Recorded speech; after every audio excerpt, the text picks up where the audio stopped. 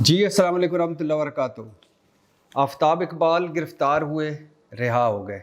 اور یا مقبول جان گرفتار ہوئے، گھر واپس پہنچ گئے،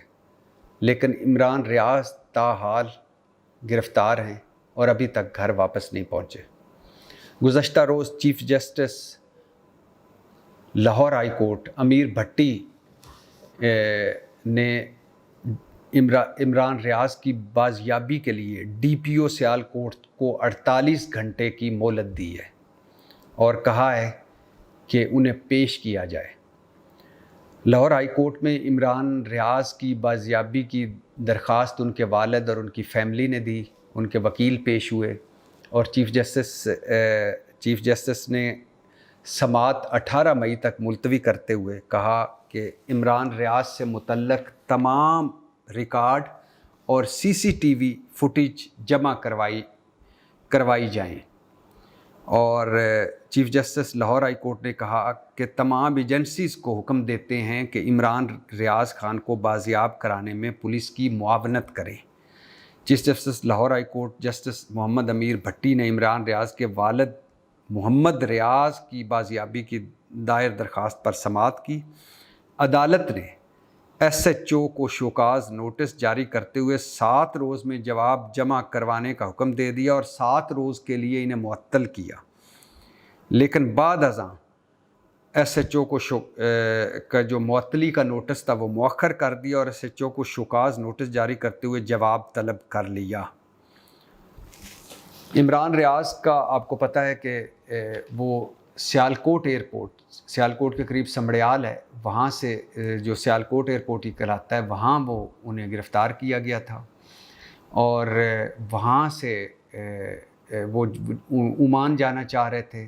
عمران ریاض عمان جانا چاہ رہا تھا اور وہاں سے انہیں گرفتار کیا سیالکوٹ پولیس نے۔ اس کے بعد جب عمران ریاض کے والدین لاہور ہائی کورٹ میں پہنچے اور انہوں نے درخواست دی تو سیالکوٹ پولیس نے یہ کہا کہ ہماری طرف سے وہ رہا ہو گئے ہیں اور ہم نے انہیں رہا کر دیا ہے، لیکن اور چیف جسٹس امیر بھٹی صاحب نے سیالکوٹ پولیس کو کہا ہے کہ آپ جو رہائی کی سارے ریکارڈ اور سی سی ٹی وی فوٹیج جس میں وہ لگے کہ یہ رہا ہو گئے ہیں وہ سارا پیش کریں،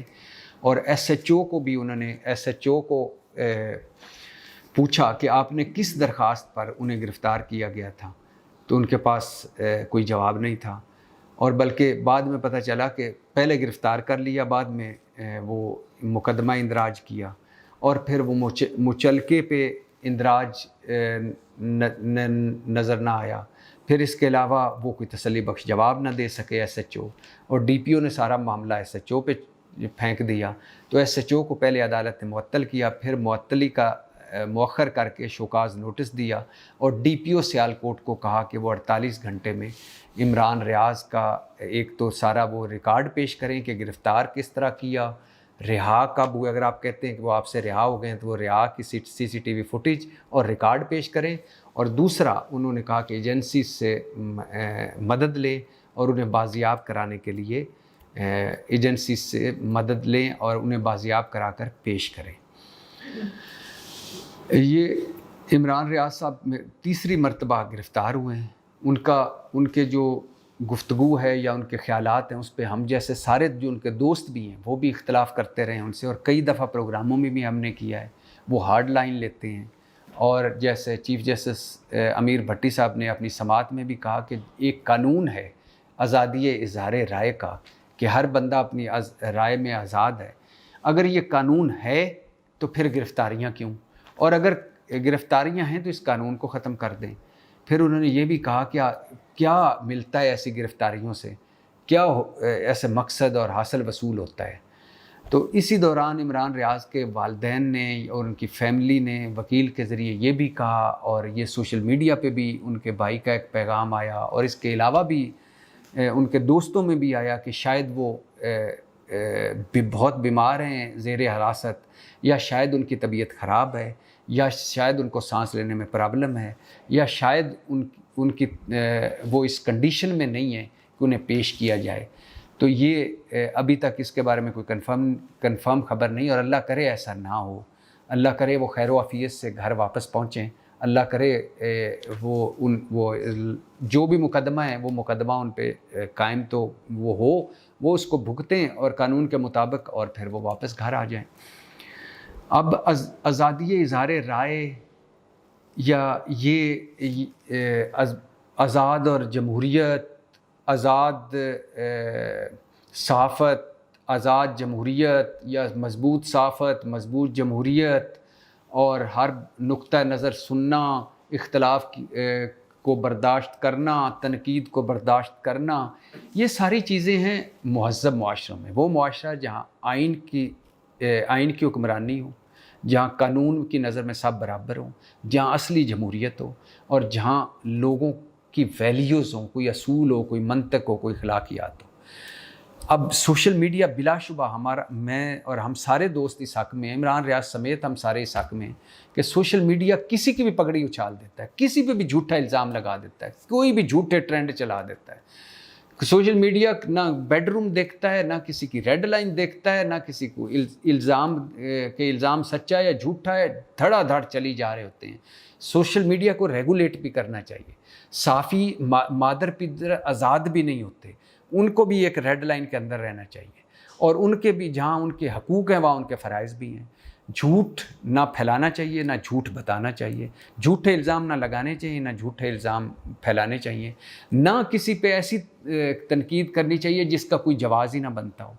نہ کسی ثبوت کے بغیر الزامات لگانے چاہیے۔ لیکن ان ساروں کے ہوتے ہوئے بھی بہت ساری ایسی چیزیں ہیں جو پچھلے 13 مہینوں میں پی ڈی ایم کے یہی نواز شریف صاحب، یہی شہباز شریف، یہی زرداری، یہی مولانا صاحب، ان کے 26 نکات تھے 3.5 سالوں میں، اور یہ کہتے تھے فوج سیاست سے آؤٹ ہو جائے، ایک ان کا مین مدعا۔ دوسرا مضبوط صحافت چاہتے تھے، آزادی اظہار رائے ان کا منصوب تھا پوائنٹ، اور تیسرا سویلین بالادستی اور اصل جمہوریت، یہ ان کا پوائنٹس، ان کے 26 میں سے چند پوائنٹس تھے۔ جب یہ اقتدار میں آئے فرعون بن گئے، سارا کچھ بھول گئے۔ ان 13 مہینوں میں عرش شریف شہید ہو چکا، 16 مقدمے تھے اس پہ، پاکستان چھوڑنا پڑا، دبئی سے نکلنا پڑا، کینیا میں شہید ہوا، اور ابھی تک 7 مہینے ہونے کو آئے ہیں، کچھ پتہ نہیں کہ کیسے شہید ہوا، کیا ہوا، 3 مرحلوں میں پاکستان سے کیوں نکلنا پڑا، دبئی سے کیوں نکلنا پڑا، کینیا میں کیا ہوا۔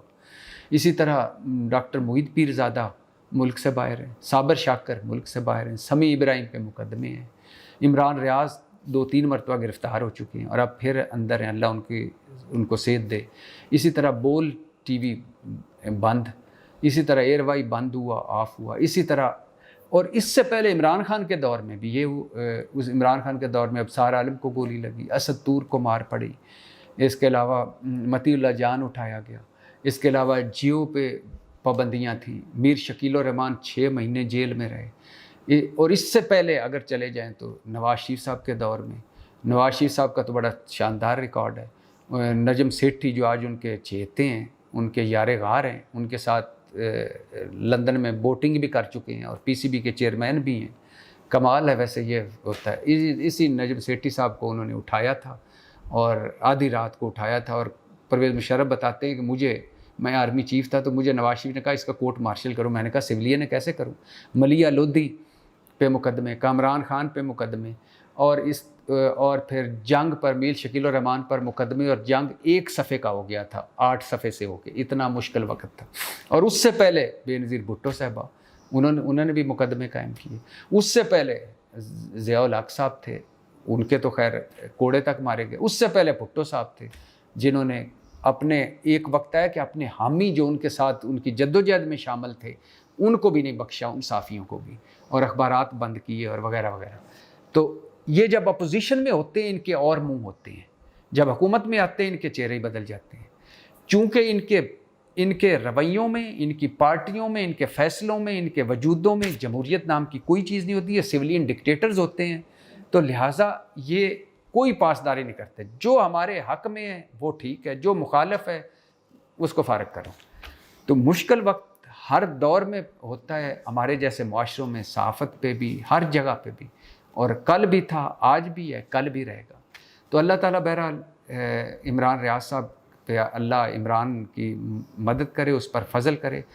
وہ خیر و عافیت سے گھر واپس آئے، کہ باقی تو سارا چلتا ہی رہتا ہے، لیکن وہ باپ بھی ہے، بیٹا بھی ہے، بھائی بھی ہے، اور اس کی ماں بھی ہے. اس کی ماں کے آنسو بھی ہم نے دیکھے، اس کے باپ کی بے چینی، اس کی بیوی، اس کے بچے. اللہ اس پر رحم کرے، فضل کرے. پاکستان زندہ باد.